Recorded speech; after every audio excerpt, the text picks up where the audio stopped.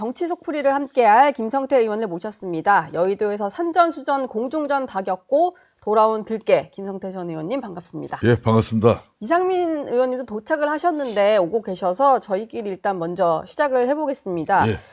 오늘 조희대 대법원장에 대한 청문회가 국회에서 열리는 날인데요. 예. 기대를 안 하고 불렀을 것 같긴 합니다만 주요 인물이라고 할 수 있는 조희대 대법원장 또 한덕수 전 국무총리 그리고 지기현 부장판사까지도 다 불참을 하는 상태에서 진행을 하는 거거든요. 예. 이럴 줄 알고도 진행을 하겠다는 민주당의 속내는 뭐가 있을까요? 그러니까 이게 조희대 대법원장 이 청문회 이 자체가 이게 민주당 당 차원에서 깊은 수기와 논의를 거쳐가지고 결정된 그런 당 차원에서의 예. 사법부의 수장 조희대 대법원장을 국회로 네. 불러서 이렇게 청문회를 개최하겠다는 그런 뭐 준비나 계획이 전혀 없었던 거예요. 민주당 차원의 논의는 없이. 그러니까 지난주에 그냥 추미애 그냥 법사위 위원장이 사실상 검찰개혁 입법 청문회를 하는 그런 법사위를 소집해놓고 예. 막상 중간에 그냥 그것도 야심한 밤에 조희대 대법원장 청문회 개최의 건을 갖다가 상정해가지고 네. 그리고 민주당 중심으로 일방적으로 그냥 두드려 버렸어. 예. 그런데 그 대한민국 상권 분립이 이렇게 명확하게 유지되고 있고 또 사법부의 수장 이건 사법부의 독립을 근간을 해치는 그런 아무리 직접 선출 권력 입법부의 네. 그런 결정이라 하더라도 상권 분립에서 헌법을 존중하는 의미에서 조희대 대법원장은 불출석 사유서를 그렇게 적어서 냈어요. 그렇죠. 그러면은 이걸 지금 현재 정기국회가 열리고 또 국정감사가 이루어지잖아요. 네. 그러면 이제 대법원도 국정감사 날짜가 잡혀 있거든요. 그때 그러면 지금 물어볼 사항이 굳이 있다면은 그쵸. 그때 해도 되는 건데 굳이 사법부의 수장을 갖다가 불러서 온 국민 앞에 망신 주겠다는 그 자체가 근본적으로 문제죠. 예. 그런 뭐 청문회에 조희대 대법원장이 참여한다 그러면 사법부의 수장 자신이 네. 상권 분립을 갖다 훼손시켜 버리고 자빠지는 그런 결과죠. 그렇기 때문에 당연히 안 가는 거고. 예. 지기현 부장판사 같은 경우도 서울중앙지 25부에서 지금 현재 재판을 하고 내란 있는데. 관련 지금 재판을 한참 일주일에 2번씩 지금 진행하고 있는데 네. 그 재판 하지 말고 그럼 국회가 오라는 이야기예요? 근데 이게 말이 안 되는 지금 일을 저질러 놓고도 이렇게 이제 오늘 강행한다고 난리를 떨고 있으니 예. 이 국민들이 참 기가 찰 일입니다. 아무래도 오늘 진행을 하고 출석을 하지 않을 경우에는 뭐 고발을 하겠다느니 여러 가지 좀 조희대 대법원장을 겨냥한 발언들도 많이 나올 것 같아요. 근데 실제로 그렇습니다. 고발이 가능한 건가요? 지금 이제 추미애 이제 법사위 위원장 중심으로 민주당 법사위에서 이 청문회 건을 갖다 개최 의결하면서 만일 대법원장을 비롯한 이 청문회 증인들이 주요 증인들이 출석하지 않으면 네. 고발을 한다는 내용을 넣어놨어요. 예. 그걸 넣어놨지만은 그거는 뭐 자기네들 특히 뭐 일방적인 어떤 행위이기 때문에 현재 헌법이나 또 헌법의 그런 사법부의 독립 자체를 갖다 이렇게 입법부가 일방적으로 침해하는 부분에 대해서 네. 법리적으로도 충돌이 되기 때문에 그건 절대 이루어지지 못하는 거예요. 오늘 주요 증인 없이 청문회가 진행될 텐데 어떻게 법사위에서 운영을 할지 봐야 이거 되겠습니다. 뻔한 거예요. 안 온 거 뻔한데 네. 그럼 고발 조치하죠. 예. 고발 조치해가지고 그걸로 역시 국민들한테 계속 그러니까 조희대 대법원장을 끌어내리는 어떤 수단으로 또 쓰이는 거죠. 네. 자, 그렇게 했음에도 불구하고 그 다음 단계는 뭐냐? 탄핵으로 가는 거죠. 그러니까 탄핵의 빌미를 만드는 과정이라고 볼 수가 계속 명분을 일부러 쌓아가려고 하는 거군요. 예. 어제 또 저녁에 하나 전해진 소식이 있는데 정성호 법무부 장관이 임은정 서울 동부지검장에게 경고 메시지를 좀 냈어요. 언행에 유의하라는 건데 임은정 지검장 같은 경우는 검찰 개혁에 찬성하는 사람으로서 뭐 관련된 법안이 통과된 이후에도 이게 검찰 조직을 향한 어떤 쓴소리를 하고 계속 SNS에 정치적인 얘기를 좀 올리다 보니까 정성호 장관이 좀 이례적으로 경고 메시지를 낸 건데 이건 좀 어떻게 보셨나요? 자기가 몸담고 있는 그런 조직에 침을 뱉는 사람은 흔치 않죠. 예. 그런 조직에서 밀려나거나 또 불이익을 받아서 밖에 나갔을 때는 그 조직에 비판을 하고 또 문제를 제기하면서 또 침을 뱉는 경우도 있지만은 예. 자기가 현직 동부지검장으로 검사장으로서 몸을 닫고 있는 조직에 뭐 78년 만에 검찰이 해체되는 그런 절체절명의 위기를 맞이했는데도 불구하고 내부에서 끊임없이 이 검찰 개혁을 반대하는 세력들을 갖다 집단적으로 매도하는 그런 예. 정치적 행위. 그리고 검찰 개혁 오직이라 그래가지고 이재명 대통령실의 핵심 참모들 그러니까 포함한 실명을 다. 실명 거론을 공개하고. 하면서까지 했단 말이에요. 네. 정성호 법무부 장관은 이걸 은행에 유의하라는 정도의 경고로서는 안 되는 거죠. 이거야말로 감찰을 하고 윤리위원회를 통해 가지고 강력한 중징계를 때려도 부족할 사안인데 경고만 해서는 안 이렇게 되고. 경고를 때리고 이렇게 넘어가면은 예. 이문정 지금 동부지검장이 뭐가 무서워서 뭐 또 앞으로 뭐 이보다 더한 소리 못할 게 뭐가 있어요. 그러게요. 이런 쏨방망이 그냥 예. 처벌 행식에 신용하는 거는 국민들을 더 화나게 만들어요. 아, 좀 이례적으로 법무부에서는 장관의 어떤 경고 메시지를 냈다 이런 걸 공개를 하기도 했는데 김성태 의원 보시기에는 공개 경고를 한 걸 공개하려면은 예. 제대로 된 중징계를 한다는 그런 법무부 장관의 단호한 의지를 갖다 공개하는 게 중요한 것이지 경고하는 거 가지고 이걸 뭘 공개를 하냐 말이에요. 예. 차라리 공개하지 말지. 안 하니만 못한 공개였다 뭐 이런 생각이신 것 같습니다. 저희가 지금 뭐 청문회 얘기도 해봤고 이문정 검사장에 대한 어떤 경고 메시지 얘기도 해봤는데 국회에서 어제 증언감정법이 이제 통과가 된 상황이라서 이 부분에 대해서도 좀 얘기를 나눠볼까 해요. 이상민 의원님이 도착을 하셨다고 해서 지금 일단 모셔서 이 얘기는 좀 이어가 보도록 하겠습니다. 국회에서 정언감정 등에 관한 법률 특히 예. 법사위원장 하시고 뭐 이런 뭐 일체 이력을 보면요, 우리 이상민 위원장님만큼 네. 이 정언감정의 지금 법률에 대한 문제점을 잘 아시는 분이 없어요. 일단 그 여당 주도로 본회의에 상정됐던 증언감정법 같은 경우는 일단 문제가 됐던 게 소급 적용의 문제였어요. 그래서 과거 뭐 한덕수 전 총리 이런 분들까지도 이제 고발 대상에 포함시키는 게 소급이었다 보니까 그 부분은 뺐는데 대신에 고발 주체를 추미애 법사위원장으로 하는 바람에 이게 또 반발을 불렀거든요. 그러니까 얼마나 좀 수준 이하고 예. 그 말도 안 되는 짓거리를 하는 거라고 저는 평가를 할 수밖에 없어요. 왜냐하면 국회에서 어떤 의사결정을 하려면 국회는 독임제 기관이 아니라 합의제 기관입니다. 예. 그러니까 협의를 해서 결정을 해야죠. 다수결을 하든 뭐 하든 결정을 하면 그 국회의 의사결정의 대표는 국회의장이에요. 근데 국회의장인데 갑자기 법사위원장이 법사위나 법사위원장은 국회 내에 있는 기관일 뿐이지 예. 국회를 대표하는 기관 아니거든요. 그렇죠. 근데 그걸 법사위원장이 한다라고 하면 말도 안 되죠, 진짜. 그리고 그리고 추미애 위원장 스스로가 법조인 출신이잖아요. 네. 법률가고. 판사 출신이잖아요. 그러니까 기본적인 이 사람들이 진짜 그 판사할 때는 어떻게 판결했는지, 네. 사법시험은 어떻게 됐는지 기가 막힐 정도예요. 예. 근데 결과적으로 의장실에서 제동을 건 것 같아요. 그건 당연히 그렇겠죠. 이런 식으로 되면은 이제 법사위가 상원 역할을 하게 되는 거 아니냐라고 하면서 다시 국회의장 명의로 고발하는 걸로 바꾸긴 했던데 한번 수정하긴 했습니다만 이거 나중에 또 변경 안 한다는 보장이 있을까요?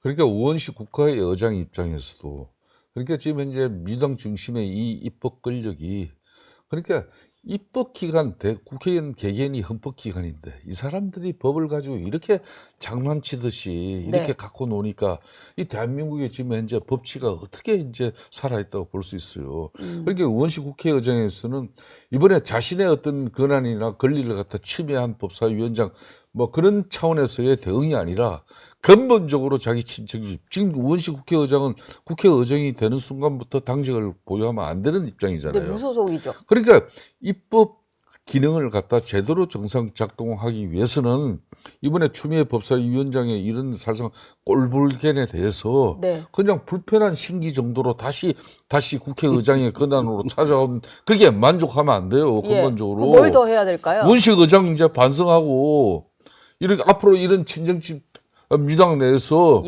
국회 입법 기능을 가지고 이렇게 국민들에게 그럼요. 볼상 사납고 초등학교 1학년 3반 학급 회의도 이렇게 안 하는데 이런 식으로 국회 운영하면은 네. 그냥 잊지 않겠다는 그런 단호한 메시지를 국민들에게 날려야죠. 경고 메시지도 필요하다. 그럼요. 근데 좀 공교로운 게 우원식, 추미애 두 분이 국회의장 경선을 했던 관계네요. 보니까. 맞습니다.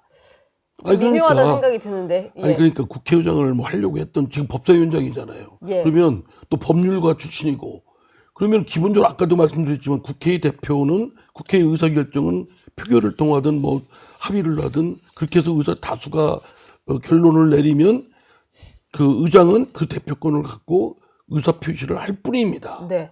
근데 그 권한은 저 의장이 갖고 있는 거죠. 그 법사위원장이든 뭐 다른 상임위원회 위원이든 국회의 내부적인 기관에 불과하고, 근데 그 내부에 불과한 일개 기관의 장에 불과한 사람이 국회 전체를 대표하겠다고 나서는 건 진짜 웃기는 일이죠. 아이고 너무 아니, 저렇게 수준 이하 상식 이하를 할까 예. 싶습니다. 지금 또 두 분 얘기하시다 보니까 또 약간 격앙되셨는데 아마 이 얘기 나오면 더 그러시지 않을까 싶어요. 국정감사 출석을 두고 논란이 있었던 김현지 대통령실 총무비서관이 어제 제1부속실장으로 보직을 바꿨습니다. 제1부속실장은 국감 출석 의무가 없는 자리잖아요. 예. 그래서 일부러 피하려고 좀 인사를 했냐 뭐 이런 말까지 나올 정도인데. 올해 광복 80주년, 헌정지임 77주년입니까? 예.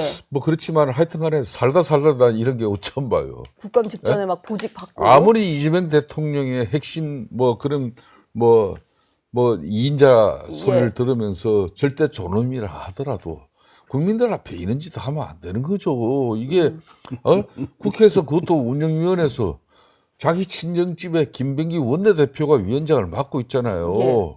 그러면 국회 대통령실을 상대로 하는 국정감사 조사 일정은 하루에 하루. 네. 그걸 하루 그냥 김현지 총무비서관이 나와서 국회의원들의 질의 답변하는 게 그게 부담스러워가지고 하루도 아니고 반나절이었던 것 같은데. 그게 반나절 예, 반나절 거의? 정도밖에 예. 안 돼요. 근데 그것도 가지고 회의 뭐 파행되고 이리저리 하면 아마 2-3시간 할 거 뻔한 건데. 네.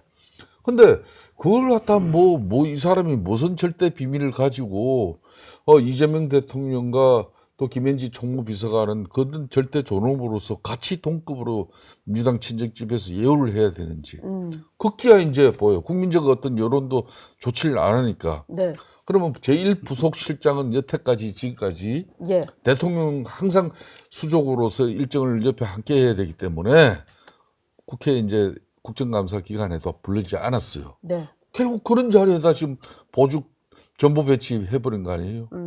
이렇게 하면 참 국민들한테 네. 그러니까 그 꼼수가 아니 꼼수를 부리는 것도 좋아요. 그것도 좀 그럴듯하게 좀 하면 해야 되는데 진짜 다 백일하에 다 알고 저 기가 막힐 정도로 생각한 그런 꼼수를 멍청하게 하냐고. 예. 그러니까 밤새도록 생각한 게 자기 죽을 꾀예요.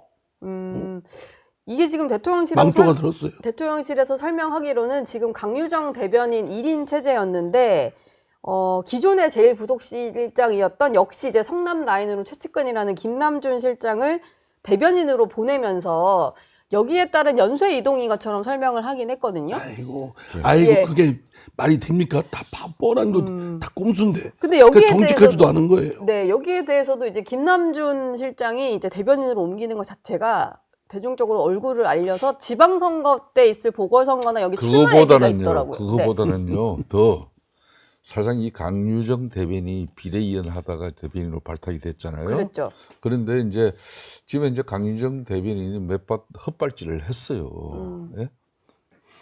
그 헛발질을 한 내용을 가지고 주워 담고 다시 해명하고 예. 정무수석이 나서고 또 대통령 비서실장이 나서고 그런 사례들이 제법 있잖아요. 근데 그때 뭐 당장 기억나는 게 조희대 대법원장과 관련해서 예, 그런 예. 입장부터 해가지고 계속 몇 가지가 있었거든요. 예. 해순방 때도 그렇고.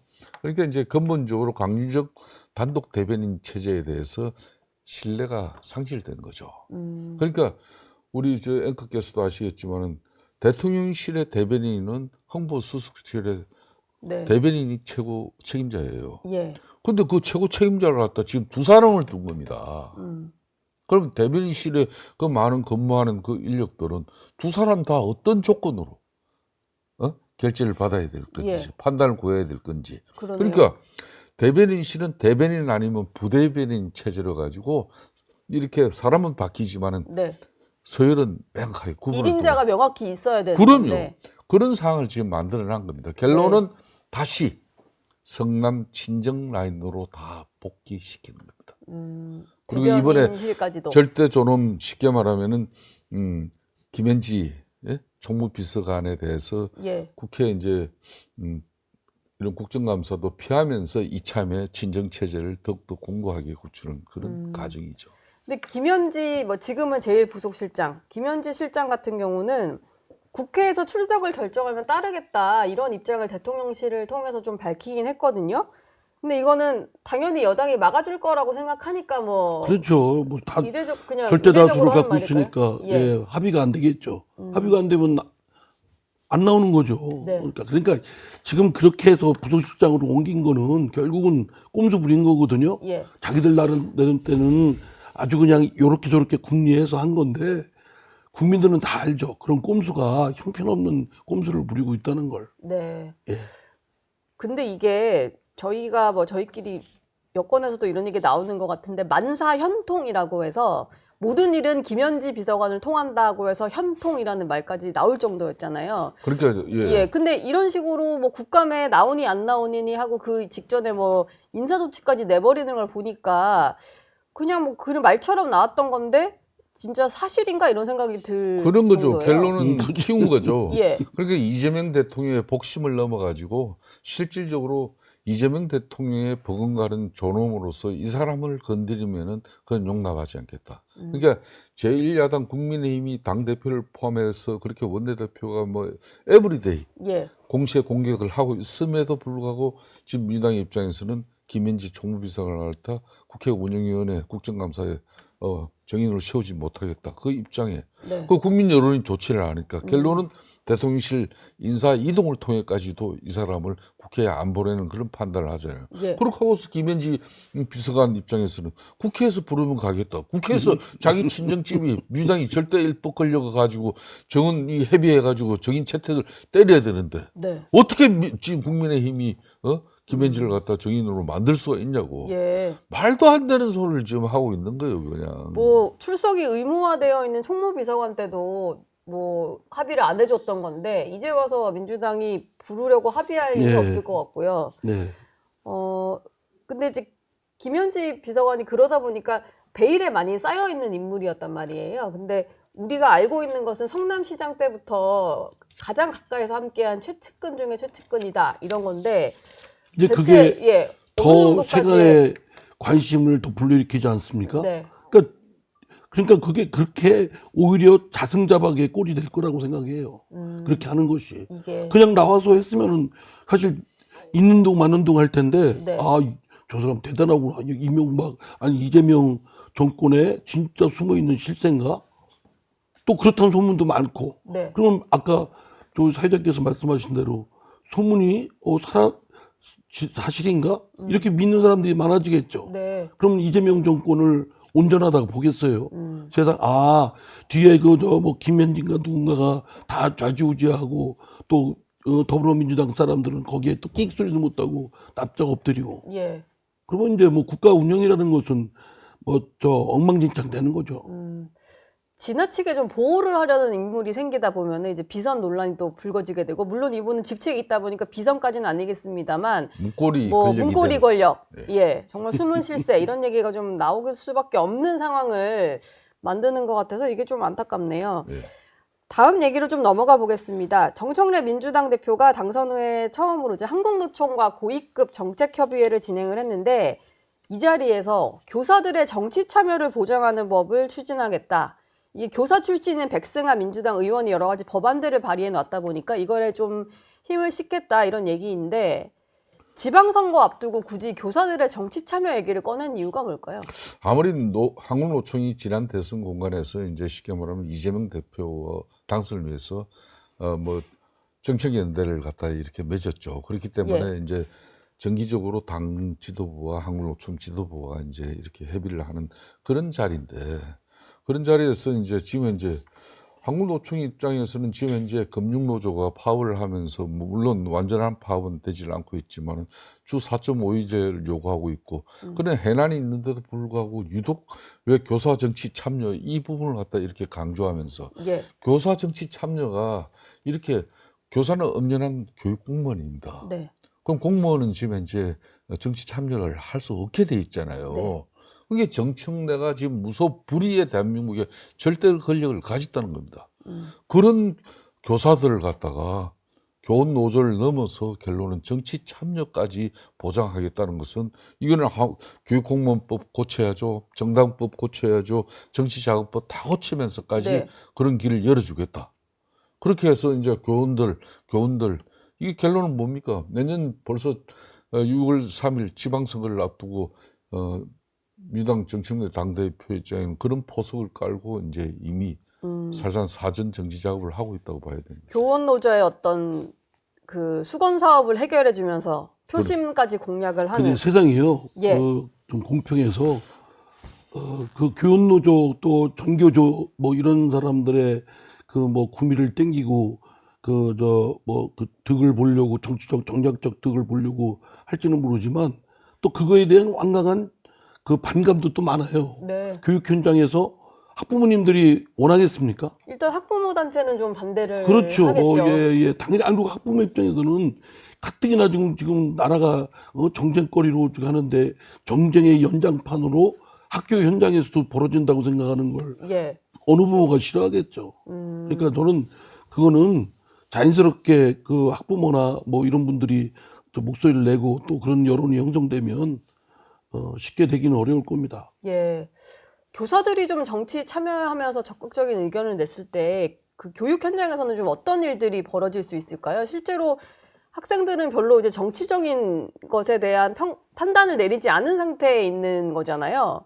그러니까 근데 좀 누군가의 어떤 의견을 계속 이제 접하게 되면 그 방향으로도 생각이 바뀔 수도 있는 그러면 거고. 그 아이들이 성장 과정에서 제일 크게 영향을 받는 사람 중에 예. 부모 그러니까 엄마 다음에 부모 다음에 가장 특히 저학년일수록 학교 담임 선생이라 그러잖아요. 그러니까 그 담임 선생의 정치적 편향성이 만일 가지고 아이들을 갖다 이렇게 대한다면은 네. 어느 날 아이들도 그리고 부모들이 깜짝 놀라는 거죠. 그러니까 그렇다고 해서 뭐 보수 우파적인 어떤 그런 또 교사들이 네. 그런 보수 우파적인 가치와 이념을 가지고 아이들에게 늘 사회를 갖다 조망하게 하고 이러면 이것도 저희들도 바람직하지 않아요.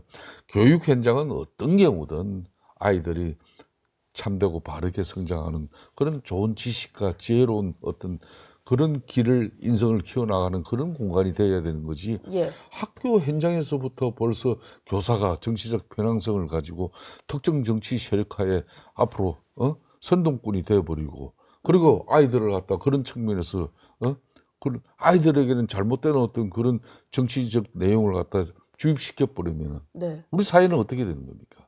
그래서 이 부분은 대단히 심각한 문제예요. 예. 어제 이제 민주당 입장에서는 또 재판 소원 제도까지도 그래서 사실상 지금 3심에서 4심제로 변경할 수도 있다. 네. 그러니까 사법부 니네들이 자정 노력을 하지 않으면은 재판 소원 제도를 도입할 수도 있다. 이런 정도의 엄청난 사건을 지금 저지르고 있거든요. 예. 그거와 정청 당대표는 어제 이 교원 정치화 이 부분 저는 상당히 심각하게 보고 있습니다. 말을 해주셨으니까 말인데 재판 소원 얘기가 나오기 시작했어요. 민주당에서. 네. 사법개혁의 가장 핵심이 아마 재판 소원이 될 것이다라고 하는데 지금 있는 3심제를 넘어서서 헌재에서 다시 판단을 받는 거니까 사실상 4심제로 가자는 거고 지금의 어떤 헌재 구성을 보면은 이 정부에서 뭐 임명한 사람들이 있고 하니까 좀 구도가 유리한 거잖아요. 예, 그렇게 생각을 할 그런 수밖에 이제 없잖아요. 네. 정치적 계략하에 그렇게 하려고 하는데 정말 상식의 범위를 넘어서는 것들이죠. 우리 한국에 사법 체계가 있고 예. 지금까지 그렇게 어쨌든 대법원까지 가서 판결이 내서 확정이 되면 그거에 대한 불만이 있어도 승복을 하는 것이 사회였는데 이제 또 그거 재판 결과에 대해서 그 헌법소원을 걸어서 거기서 헌법재판소에서 또 뒤집게 하겠다 뭐 이런 거 아닙니까? 네. 그리고 특히 정치적 쟁점 있는 사건은 말하자면 헌법재판소의 안전핀을 딱 삼아서 네. 예를 들어서 이재명 대통령 그 형사사건 5건 있잖아요. 예. 그런 것도 대법원에서 유죄 판결을 확정했다. 이러면 헌법재판소 걸어가지고 또 뭐 무슨 꼬투리 잡아서 어쩌고저쩌고 해서 뭐 그걸 또 파기하고 네. 뭐 이런 식으로 되면은 뭐 그런 노림수가 전 제일 크다고 봅니다. 지금 제가 볼 때는 더불어민주당과 이재명 대통령의 가장 지금 초점은 어떻게 하면 형사처벌을 안 받을까 그거 생각할 거예요. 집권 이후에도 어떻게 그렇죠. 하면 피할 수 있을까? 임기 끝나고 나서 예. 뭐 임기 끝나고 나서 재판이 없어졌으면 좋겠다고 생각하는데 모두 다 그럴 수는 없는 거 아니에요? 예컨대 뭐 배임죄를 없애면 이제 대장동권이나 이런 것들이 상당 부분 빠져나갈 테고 네. 공직선거법의 경우도 뭐 빼고 허위사실 뭐 뺀다고 하지 않습니까? 그런 거 네. 빼고 그러면 하는데 그래도 남아 있을 경우를 대비해서 지금 말씀하신 헌법소원까지 재판 결과를 그 인정을 해서 사심대로 하겠다. 뭐 이런 진짜 참 해도 진짜 인데 저는 대체로 우리 뭐 역사도 그렇고 뭐 동서양의 고금을 봐도 이렇게 엉터리로 하는 경우에는 결국은 그 후과는 따라올 거라고 생각합니다. 예. 그러니까 오늘 이제 조희대 대법원장 청문회가 실질적으로 이제 민주당 중심으로 또 볼상사나운 모습을 국민들에게 보여줄 것은 뻔한 건데 네. 지금 민주당의 사법개혁은 사실상 이 대법관 정원보다는 재판 소원 제도가 핵심이에요. 그러니까 이제 그런 사법개혁을 갖다 방해하는 가장 큰 걸림돌이 지금 조희대 대법원장고. 예. 그래서 이 조희대 대법원장을 끌어내리기 위해서는 이제 허리 많은 사인 해동이라는 걸 또 없는 사실을 또 새롭게 만드는 예. 거고. 그래서 그걸 진위를 파악하자고 또 청문을 개최한 것은 이거는 앞으로 조희대 대법원장을 끌어내는 수단으로서 고발 조치하고 네. 더 나아가서는 이제 탄핵을 할 수 있는 그런 쉽게 말하면 빌드업 단계로 하나하나 채워나가고 있거든요. 그렇기 때문에 지금 국민의힘 입장에서는 이제 이런 사실상 어찌 보면 대한민국 상권 분립의 이 견제와 균형을 무너뜨리면서 절대 권력만 이제 존치하는 절대 존엄이죠. 네. 이재명 중심으로 이런 부분에 대해서 이제 야당 입장에서는 국민적 신뢰를 등에 업고 쉽게 말하면 대통령을 견제하고 거대 입법을 국회에서 민주당을 견제해내지 못하면 이제 대한민국 국민들은 이 나라가 어떻게 가는지 사실상 정치인들만큼 잘하는 국민들이 어디 있겠습니까? 그렇죠. 예. 그렇기 때문에 국민들 입장에서도 이제 작년 12.3 비상경 과정에서 이 보수 진영에 상당히 따가운 눈총이 있다 하더라도 그걸 빌미를 가지고 지금 현재 대한민국을 이렇게 완전히 망쳐버리는 이런 엄청난 혁명적인 조치에 대해서 네. 이제 국민적 울분과 분노가 사실상 나와야 될 상황이에요.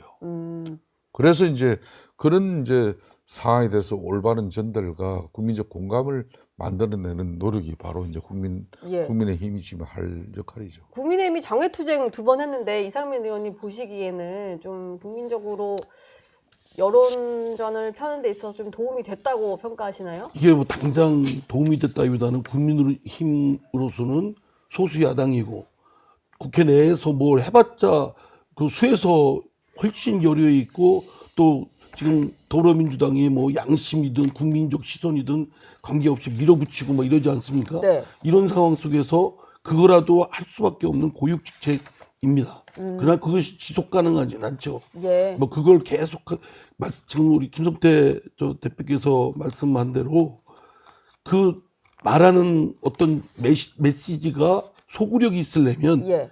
말하는 메신저가 믿을 수 있어야 되잖아요. 네. 저 사람이 하는 건 네. 정말 그렇죠. 팥으로 매주를 쓴다고 해도 믿는다. 이런 생각이 들게끔 상대 국민들이 신뢰가 형성이 돼야죠. 그러니까 지금 국민의힘으로서는 지난 비상계엄에 대한 잘못은 네.